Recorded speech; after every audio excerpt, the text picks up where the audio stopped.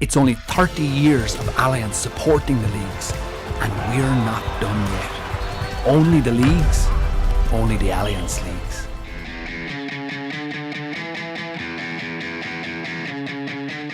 Well, it was a break weekend for football, and hurling took centre stage, as well as the All-Ireland Camogie Club finals. Michael Verney is here with me. Michael, it's an interesting kind of juncture in the league now. You know, we take a little bit of a pause after last weekend, and it kind of tease up the finale. You know, already we have Wexford, we have Cork already into the semi-finals. Some teams are making their run already, maybe with an eye to later in the year. Yeah, it's a weird type of finale, as you say. Well, like Cork are playing Wexford, and it's basically a dead rubber kind of. They're both kind of through already, so hard to know exactly how to treat that game. It's probably a rare opportunity, you'd say, for some teams that are going to be in the latter stages of the league to actually get a good block of training in during these 2 weeks as well, because it could be pretty much game on game if you're getting to a final thereafter. So I was chatting to John Kiely about it yesterday. It's a real delicate balancing act with players not pushing them over the edge. And he just said, as a manager, you always want go, go, go, go, go. But he says he has to listen to some voices that he maybe doesn't want to, just to kind of pull back with certain guys and make sure that you don't push them over the edge and pick up a knock. But such a crucial time now. You just want everybody to get a nice little block 4 or 5 weeks training and have them ready for the 2 provincial campaigns. You don't really want to be picking up any little setbacks right at this stage. Yeah, well, we will be joined in just a minute on the Tyrone podcast in association with Allianz by John Mullane, our regular guest, as well as Wexford hurling legend Martin Storey, to discuss all the weekend storylines. But as you mentioned there, yeah, picking up a little knock, like Seamus Callanan is one player, you know, broken finger, I think it is, which doesn't sound too serious ordinarily, but when it's such a tightly packed schedule, he could miss now the opening game against Waterford in the Championship. Tipperary could then very well be on the back foot to get out of the group at all.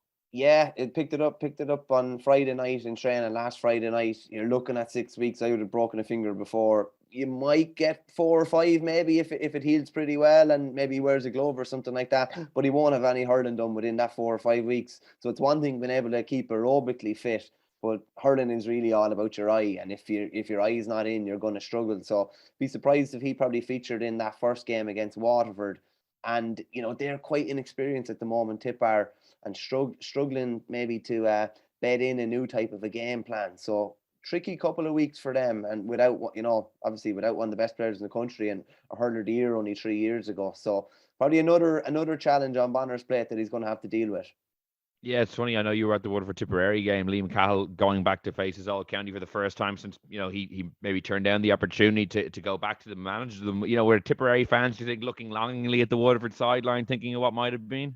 I'd say they probably were. I just asked Liam after, you know, what was it like the build up to the game and even been on the sideline. And, you know, to be fair, it was tame enough yesterday. I was expecting people who were keeping, you know, any Tip folk that were going to, you know, throw any verbals his way. I'd say we're keeping them in their back pocket until Easter Sunday.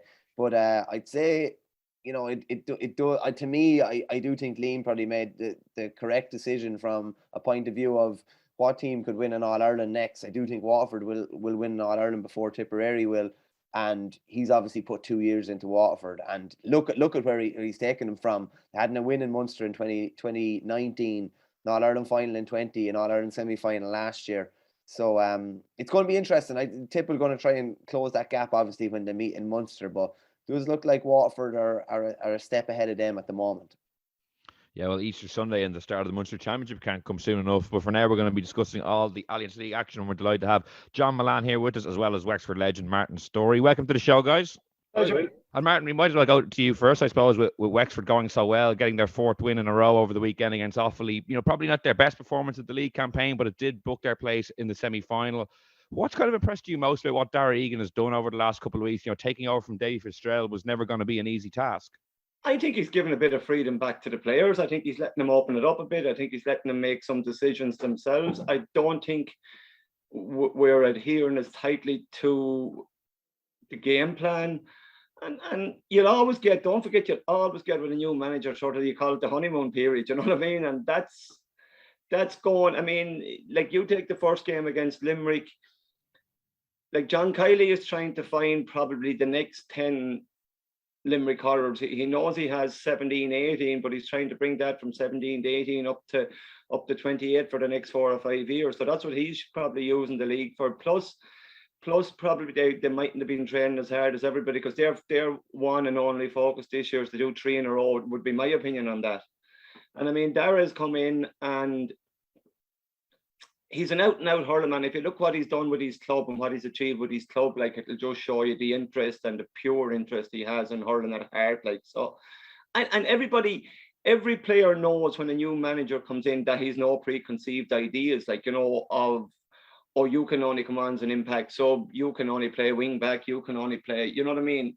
It's an open board again, it's an open sheet again for everybody to throw how good they are out onto the table again, and to try and impress them, like, you know. So there's two, I suppose those are the two factors why we're going well at the minute, like, you know. Yeah, John, because you obviously were managed by Dave Fitzgerald as well, and as Martin says, you know, he's a certain type of manager. You know, do you think Wexford do have that bit more freedom now? Some of the players, like, what kind of jumped out to you about, you know, the differences between how Davey maybe had them playing or his style and what Darragh Egan is doing? Oh, well, look, I suppose first of all, we can't break away from, you know, where Wexford are at when Davey took over, and, you know, where he's brought them to.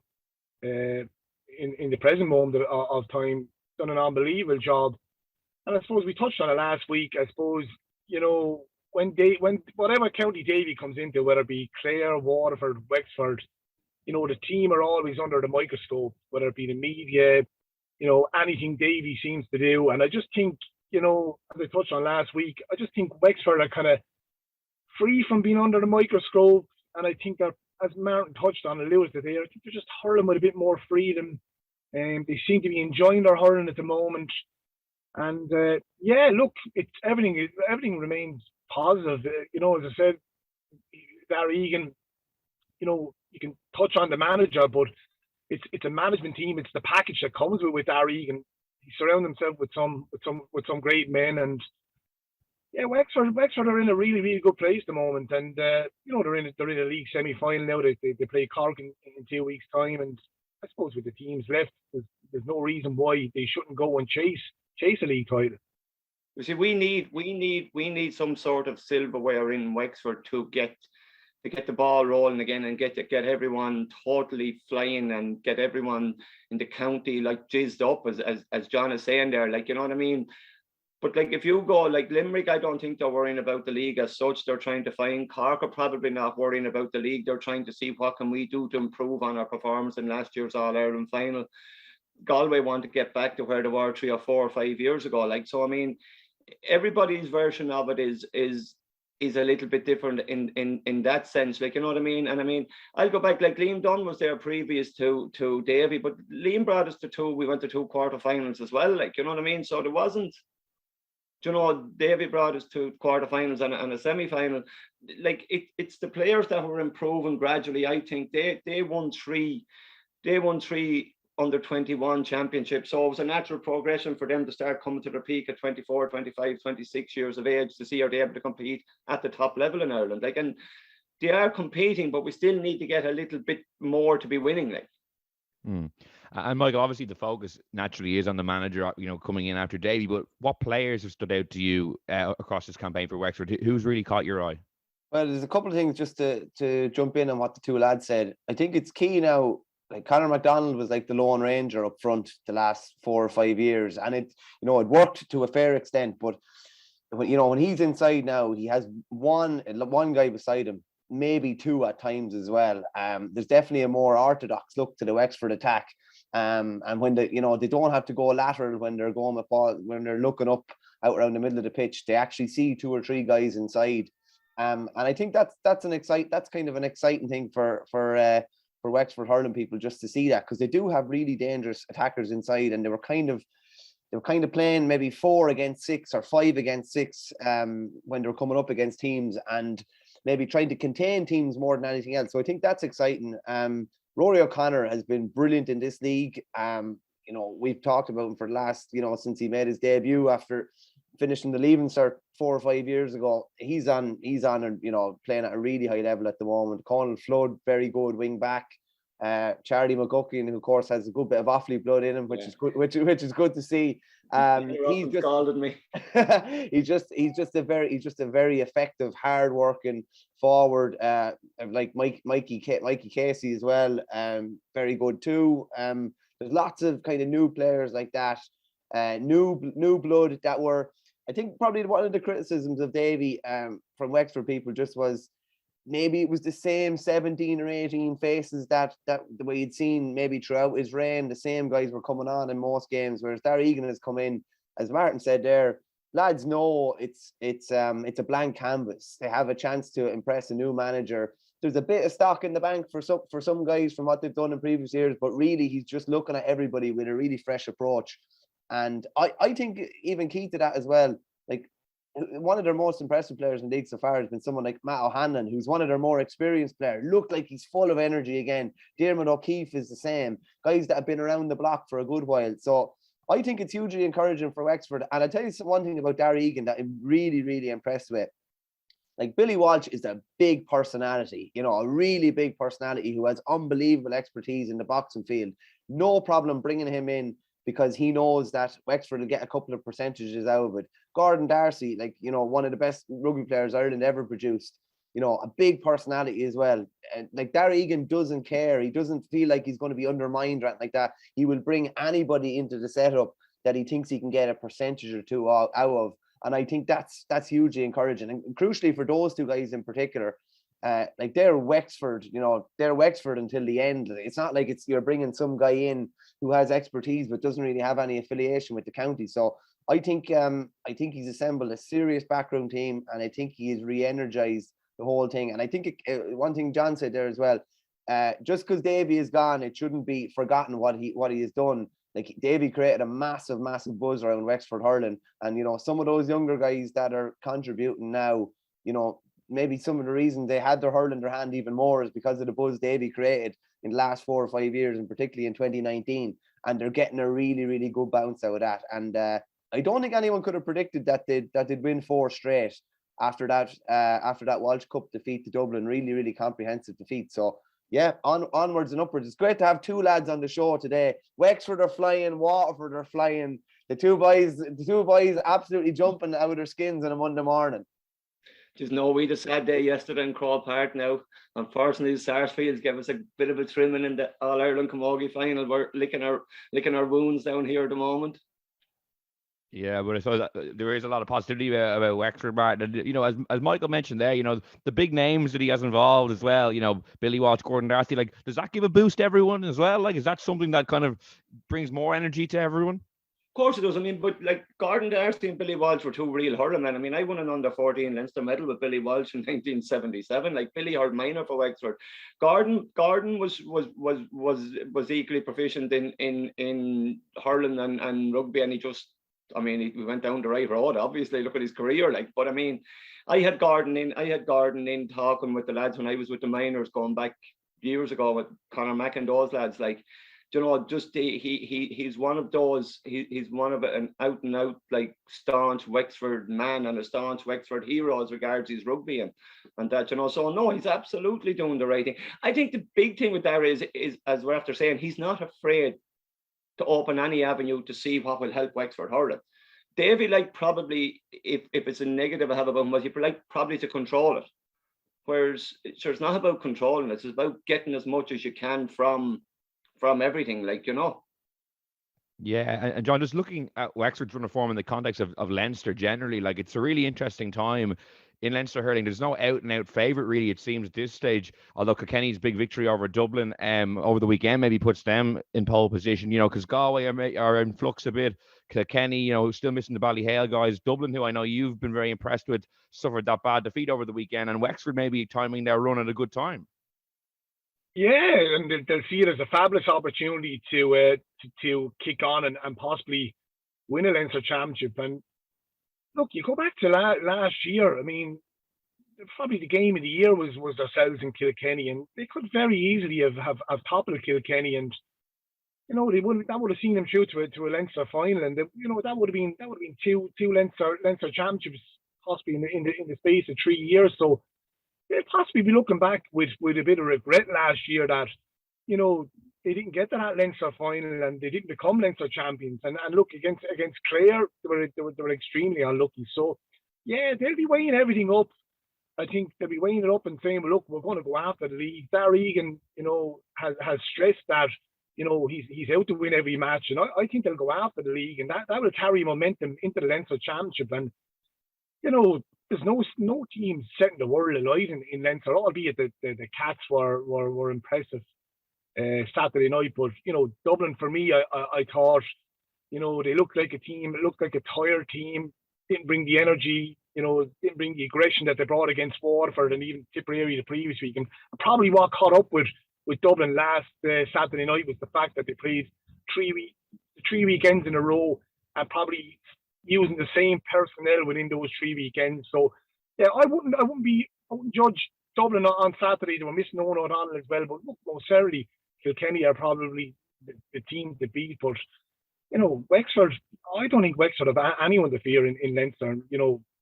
Galway are not setting the world alight. So yeah, there's every opportunity there for Wexford to push on and win the Leinster title. Yeah, I think it's equal opportunity though for Galway and Dublin and Kilkenny as well. I mean, Wexford are going well in the league, and often when you're going really well in the league, there's so much talk about you and stuff that it doesn't actually help either, because you missed a little your wallpaper over the cracks a bit, But it's such a short kind of run in now, Michael, to the championship, that league form potentially would it carry more weight than in years past, where there could be a protracted gap between the end of your campaign and hitting the ground running in the championship?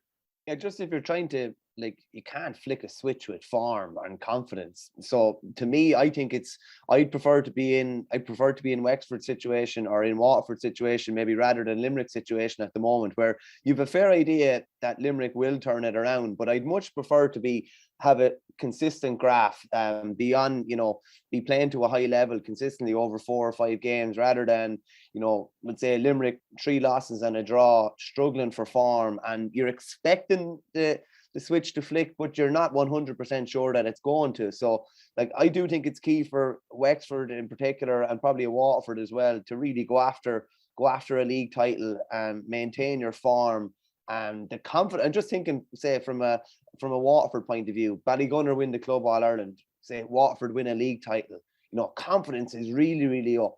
There's an expectation there, and I don't think it's a bad expectation. I think it's a good expectation that, we're nearing being ready to win an All-Ireland. So I'd much rather have your form nice and consistent rather than expecting something to happen, because sometimes when you expect it to happen, you can also nearly try too hard. You can maybe train too hard as well. So I'd just be I'd be happier to be in a Wexford camp or a Waterford camp at the moment, or a Kilkenny camp maybe, than a Limerick camp. And speaking of Waterford, John, how impressed were you with that victory over Tipperary at the moment? I know you've spoken a lot recently about the depth you feel like the panel has, because there's still some key guys who weren't involved on Sunday, and they still won by 10 points against Tipperary, who they play in the opening game of the Munster Championship in not too long now. Yeah, and that came to the fore yesterday. I mean, that was a serious statement of intent of where Waterford are going, and Bernie is right. There's a massive air of excitement down around Waterford. I mean, you look at the personnel that were missing yesterday: Gleeson, Barron, Déise Hutchinson, Caelan Lyons, Cork Daly, Ian Kenny. The goalkeeping position is up for arms, whether Billy Nolan or my own club and Sean O'Brien will get in. So potentially you could have added up to 6 or 7 lads that they were missing that possibly could start in 3 or 4 weeks. And I think that allows Ian Kiely the luxury to go after the league, because, if he was to pick up 1 or 2 injuries along the way, he has the luxury to call upon the panel depth, as you just touched on there, that he can afford that. And I think that's going to really stand to him going forward in the Munster Championship as well. But yeah, look, an incredible performance by Stephen Bennett yesterday. And look, everything is pointing in the right direction for Waterford. And they go up to Kilkenny now in 2 weeks' time. And I think, personally, they should go after that game, albeit they're qualified for a league semi-final. I think there's massive psychological gains to be got by beating Kilkenny in Nolan Park. We've seen that over the years, teams beating Kilkenny in the National League and they kicking on in the Championship. And look, we've seen it yesterday, Limerick and Clare. There wasn't much at stake, But by God, did they go hammer and tong on it. Kilkenny have to go for it in 2 weeks' time. They have to win to secure a league semi-final. But look, it's a derby game, Waterford, Kilkenny. I don't think Liam Catley will hold back in 2 weeks' time. And I think it's going to be another great test for him. They'll get another fixture then the following week in the semi-final. So, yeah, I think everything is boding well for Waterford. And the more game time they can get into a lot of these younger lads, the better. And look, even the likes of someone like Keane Wadden yesterday, you know, it's great to see him getting action. And I think Liam Catley is most certainly, he's building something, not only for the present, but for the future as well. And it's great to see. Yeah, Martin, like what impresses you about Waterford? Like, how high up the list of contenders do you put them? Do you put them maybe behind Limerick as the second best team at the moment? Yes, at the moment they are, and as John said, they have a huge crowd of lads to come back. But maybe that could upset the apple tart as well, that they're playing in a system now, and you bring in 5 or 4 or 5 new lads, and you change the system a little bit and tweak it a bit, and so you don't know. I mean, momentum is a great thing. Momentum is a great thing in the league for the last, we said, at least the last 7 or 8 years. It was one time it was a player finding mission. Now it's actually it's a preparation mission for the championship, like, you know. And I mean, the championship is only 5-6 weeks away from this weekend gone out. So it's, I mean, injury or anything now, anyone do a hamstring, anyone do something, you actually could miss the first round. of Waterford. But Waterford have been really knocking on the door. I mean, to win an All-Ireland, it's not Munster or anything. It's just to win an All-Ireland. And they are second. They are, I mean, if you were going through it after last year, your number 1 was Limerick, number 2 was Waterford, number 3. You could have 4 number 3s possibly at the time, you know what I mean? But the other 2 were a little bit ahead. Limerick seem to have come back to the pack a bit. Or are they just totally and absolutely concentrating on championship and trying to get everything keyed towards that? Like, we don't really know. There seemed to be an up in them yesterday a bit. I'm not so sure. I like the last couple of weeks we were saying, look, is Kiely going to push the panic button? But I'd say after yesterday, albeit he was delighted with the attitude of his team, I'd say he's starting to worry a small bit now after yesterday. Like said it last week, that Cork game, the first game, that is a massive, massive game for them. Like, if they were to lose that game, they Waterford the following week. And I was up at that Clare Limerick game yesterday, and by God, I'll tell you, any team that goes to Ennis this year, they'll earn it. They'll earn it if they get anything out of it. And I don't think the fixtures are as kind to Limerick. And I just think Kiely, after yesterday, I think he will be a small bit worried. Like he stated it himself that it's a challenge, and it's a challenge that they look forward to try and rectify the wrongs that they're doing at the moment. But yeah, I don't know, Martin. I think he'll be a small bit worried after yesterday. I'll agree with you that, but I think over the last 2 years, every other team has realised that to beat Limerick, you have to be able to go toe-to-toe physically with them. And everyone is trying that at the minute. Like, and I mean, Clare never played that way. They always a ball-running team. And now all of a sudden they are mixing it up, like, you know, which is great for us to look at as well. And I mean, I thought Cork against Limerick last weekend, they were more physically up, prepared for it as well. And they looked like a good few of the younger lads looked like they'd put on another 3 or 4 kilo each to be able to match Limerick and that. Like, I mean, if you can match Limerick physically, I think you'll match them hurling wise as well. I don't think there's a big gap in the hurling. I think their biggest aspect for the last 2 years was they physically ran through you. They didn't go around you. And every one of them were able to win their own physical battles. And I mean, that was the big bonus that they had. And I think that has been copied as well. Like, but I think the opposition, the chasing pack, I really think they're starting to home in on them, and that was highlighted by Shane Dowling on League Sunday last night with the contrast to the puck out. Limerick were pushing up the puck out, Clare were withdrawn, and they were very conscious of the hand pass yesterday, and I think it upsets their flow where referees are starting to home in on them. Now, I do think, if Limerick get back into Croke Park, I think they're going to be very hard, very difficult to beat. I think they are a Croke Park team. One thing that will stand in their favour is that they go down to Cork in that first game, and those dimensions play the exact same as Croke Park. But Yeah, I don't know if they were to lose that first game. I don't think it's a foregone conclusion just yet that, look, everyone's just going to say, oh, look, no matter what happens, they're going to be in the top 3 in Munster. I think after yesterday, Kiely could be a small bit worried. I'd like to. They're on the go 4 years. They're on the go 4 years. I mean, you remember if you go back to the semi-final against Kilkenny 3 years ago, there was a controversial 70 that possibly kept them out. They would have been going for 4 in a row, possibly. You know what I mean? So you don't know. So they're on the road a long time. And in the modern day, I suppose it's a bit different to my time. Like, we were allowed to enjoy ourselves a little bit and cut back a bit. Like, there was no, you weren't bombarded every day with meetings, with dietitians, with everything. Like, you sort of put them all into the one night nearly, and you got on with it. Whereas now I suppose it's a pressure keg on them to reach the same heights as they have for the last 2 years. And I mean, that's fine. We can look at it on the outside, but internally that could be tearing lads up, like, you know what I mean? And there could be because of the standard that they've reached and what they've reached in their own county, they could be fighting for places and stuff going on that, that maybe they might be pulling 100% together. And you never know what's going on in a team. Like, nobody knows actually what's happening.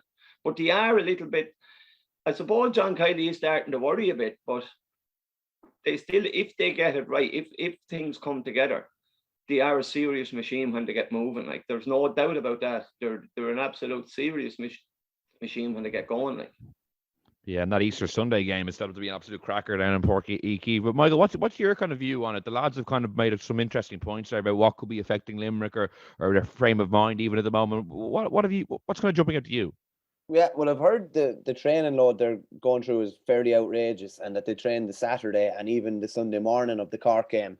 That's just from chatting to a few people on the ground in Limerick. But they're, the boys make compelling enough cases. Like, I'll put it this way: Seamus Flanagan won't play another competitive game before the Munster Championship because he's going to be suspended. Peter Casey is out with a cruciate. They're trying to fill that position. Doesn't look like they have anybody to fill that position. John, I think, stated well in his column on Saturday. I think if they pick up an injury from between 5 and 12, they're in a bit of trouble. And everyone will talk about Cian Lynch if anything happens to him or he's out of form, and that's true. But John also said like Will O'Donoghue is, to me, I honestly think he's the heartbeat of that team. He sets the tone, intensity wise, work rate wise. When he's on the pitch, they look like a different animal. When he's off the pitch, they look different as well. And then you just wonder, as Martin says there, they are on the go quite a while. This is, John Kiely's been there since 17. So we're looking at 17, 18, 19, 20, 21, 22. This is his 6th year here. Is the hunger the same as it was in 2018? Is the hunger even the same as it was last year? Now, when they won in 20 and they won in 21, there wasn't any distraction, shall we say, with COVID. It was just go training, do your bit. You weren't even really able to enjoy yourself too much. Whereas now, the distractions of normal life are back in as well. The chasing, it looks like Limerick have dropped a small bit, and it looks like the chasing pack have closed a small bit as well. And I just think it's going to be fascinating this year. I'd be amazed if they're not taken down the stretch in a couple of big championship games. And it'll be amazing to see how they react to that. Because, the last tight game they were in a knockout championship game was Kilkenny in 2019 when they didn't get through as champions. And now they're going to be put into that situation this year in Munster. And yeah, as John says there, that that Easter Sunday double header, Tip going to Waterford and Limerick going to Cork, like, that cannot come quick enough. There's so many different permutations between the two provinces. It's really setting up for, like, you'd be a fair man or woman to predict 1, 2, and 3 in Munster and 1, 2, and 3 in Leinster, and that's what we have been craving for so long. And there's just that bit of doubt about Limerick, and that extra bit of optimism in a couple of the chasing pack, particularly Waterford and Cork, that just makes this an absolutely fascinating championship. I said the Cork panel and management can't wait for Limerick to come to Páirc Uí Chaoimh. I just believe that because they're still looking probably for a little bit of redemption from the All-Ireland final last year.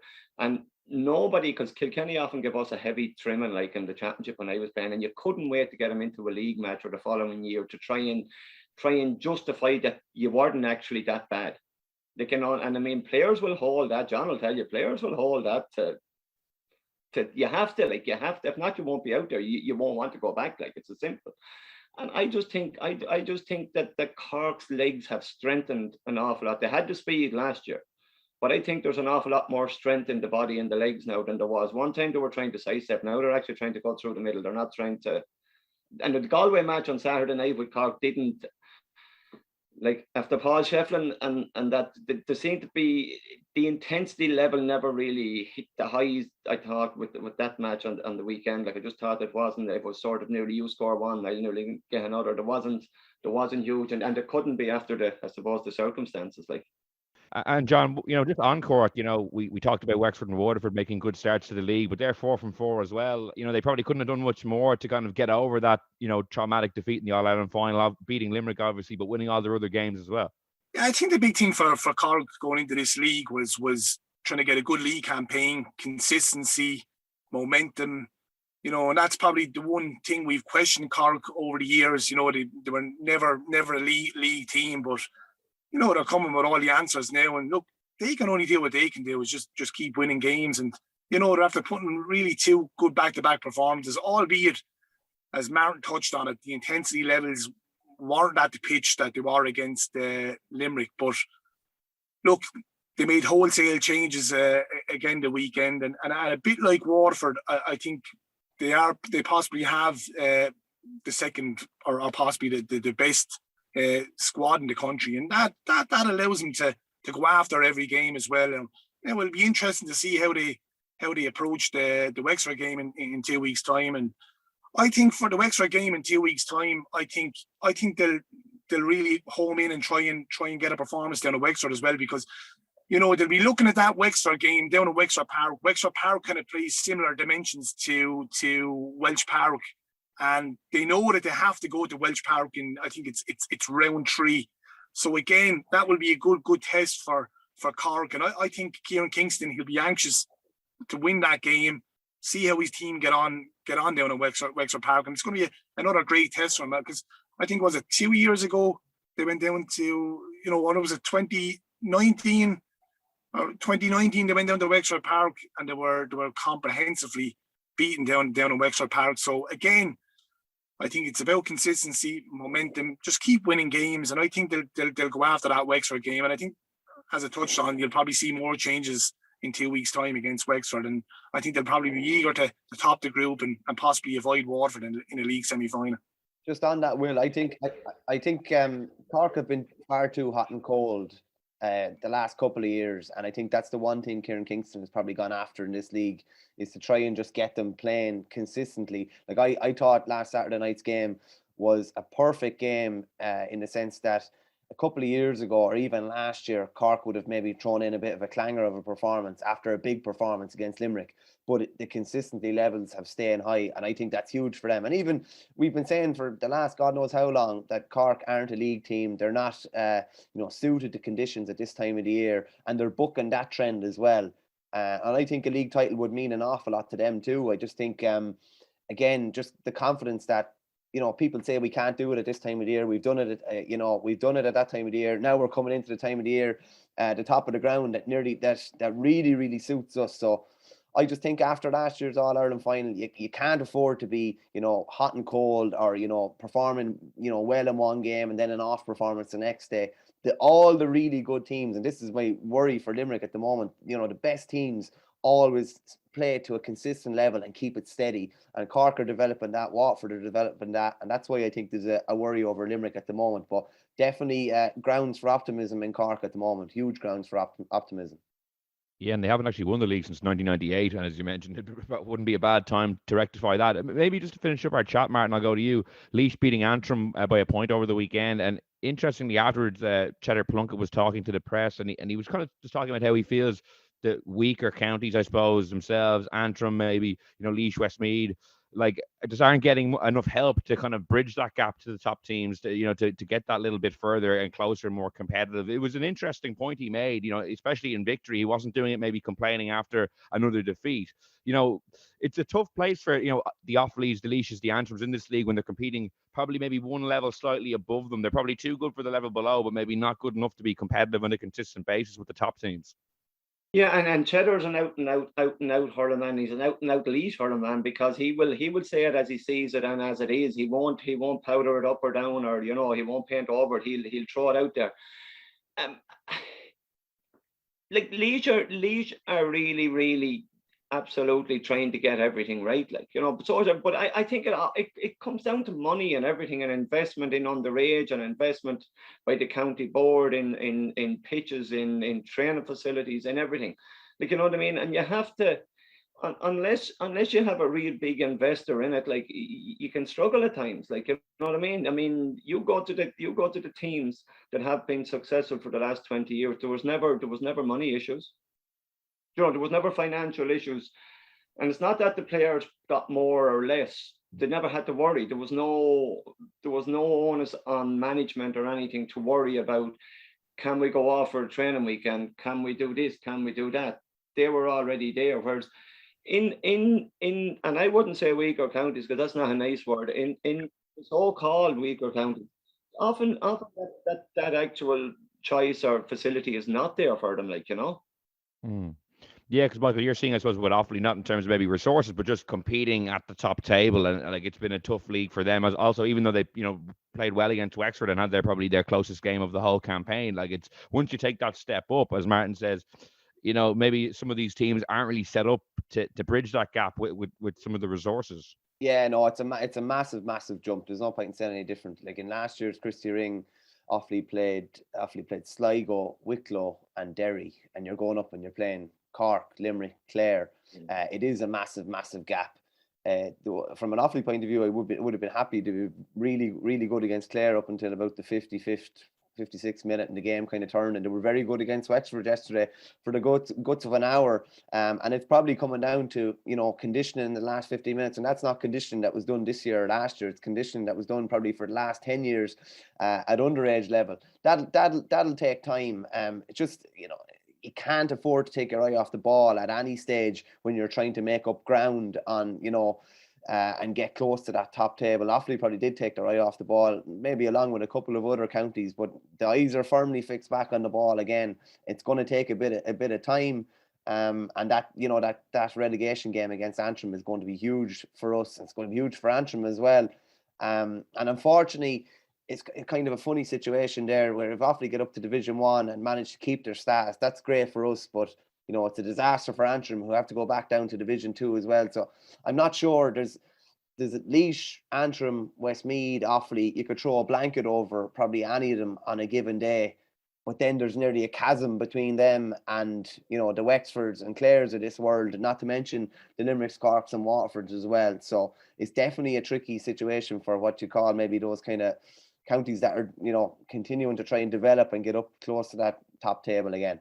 Just when we have Martin there, I think we shouldn't, the fact that he's from Owler the Ball, I think we have to give the Camogie a mention yesterday. I mean, it was some great advert for the game. I think two great clubs, Owler and Sarsfields, and I suppose Martin has probably touched on it there. They're a bit down at the moment, but I think most certainly, none of those girls owe Owler the Ball absolutely not, and they've been fabulous role models for their club and for Wexford over the years. And I just thought, I was listening to it coming down the radio, Pádraig Lodge and Kay Kelly, and I just think it's great to see. And St. Ryan has had their day in the sun as well, because myself down in Delasal putting a good bit of work in behind the scenes with Delasal Camogie, but I just thought it's great that the girls are, getting the advert that they deserve, and it was great to see that the game was televised yesterday. And there was only one pity for us, John, that they brought it to Crow Park. We need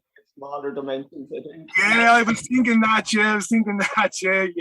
Normally it'd be the opposite. You'd love to be going to Crow Park. I was crossing my fingers for the last couple of weeks that maybe they'd fix it for Nolan Park again, or somewhere, Carlow or somewhere, Yeah, Martin, it was a disappointing day, but as John says, a great advert for the sport. Yeah, but these girls, I mean, I'm just going to talk about the girls in Owlert, and sure, the girls in Sarsfields are equally. I mean, fair dues to the Hopper, and he had 4 daughters playing as well, and the Forbin gave us dog's hardship yesterday. But no, I mean, in Owlert, and I've managed the Camogie team on a couple of occasions, but it's equal. It's literally equal rights to the pitch, equal. There's no divide between the hurling and the camogie, like it's just, that's the way it is. Like you play your camogie. Now we don't play sort of ladies football, or we don't play men's football, but so it's hurling and camogie, and that's it. And we've 2 pitches, and you'd be very lucky to get a booking on any of them if you're over a team, and that's the way it is, and that's the way it should be. But these girls, of every one of them are hurling. I mean, I just take my own daughter, who year started with the, and she was still 12 years of age. She's 32 now. Like, do you know what I mean? Like, Ciara's hurling senior for 20 years. Yeah, and just on the hopper there, the hopper said like it's 20 years in the making. Like, I think since a lot of those girls were 8-9 years of age, and it goes to show you what goes into it. And just on the hopper, like, you know, he had 4 girls playing yesterday, but he actually has 6 girls. He was telling me, I was up in Galway there one time, he was telling me 6 girls he had. I thought it was bad having 3. He has 6, but yeah, no, it was a great day for Sarsfields. Yes. So Crony's daughter was playing centre back for him as well. Like, you know, it'd be like Owler to Ballockshire. It'd be the same thing. It'd be the same as below with you. Like, it comes back down, like, you know. No, I mean, Mary Lacey and Una Lacey and Ursula Jacob and the twin Kyo's and my own daughter here, like, they're on the go 20 years senior, like, and they still have to win something. She'd have to go try and find them at the end of the night to see where they are. I was celebrating, and that's what it's about. Like, they're still treated with pure joy and whatever, like, you know, and that's what makes them like good as well. They take it really serious, but the minute it's over, they take whatever else they're going at serious. You know? And possibly the fact that, you know, Sarsfields probably had a tougher test in the semi-final against Strathmeal. No disrespect to the clear champions, you know, Owler probably didn't have a test, probably didn't help him going into the final either. No, definitely. I mean, I said that to Rosie when I come home after the semi-finals. I said it's a pity we didn't have the other game, you know, because it was worth 5 training sessions. I mean, it was worth it. I mean, the Sarsfields had to dog it out against Slackneil, and that was it. The conditions were horrendous, and there was no one given an inch in it, like, you know what I mean. And they proved that the physicality and the work rate that they brought to yesterday's game was completely different to when we played them in December in the All-Ireland final in Nolan Park. Like, it was just completely different. We brought the physicality maybe that day and the pressure, and they, from the time the ball was thrown in yesterday, they chased everything. They hunted in packs. They didn't let our girls settle on the ball, and that's the sign of a good team. Like, you know, that's the sign of a great team. As you said, a great advert for Camogie, and I know disappointing day for Ella Bala, but congratulations to Sarsfields. And I think hurling takes a break next week, and then it's going to be a fairly hectic couple of weeks between the final stages of the league and then the championship to come. But for the moment, Michael, Martin, John, thanks so much for joining me. That's all we have time this week on the Throw-In podcast in association with Allianz. We'll be back next Monday to review all the league action. In the meantime, you can subscribe to us on Spotify, Apple Podcasts, or listen on independent.ie. So until next time, thanks for listening and goodbye. It's only 30 years of Allianz supporting the leagues, and we're not done yet. Only the leagues, only the Allianz leagues.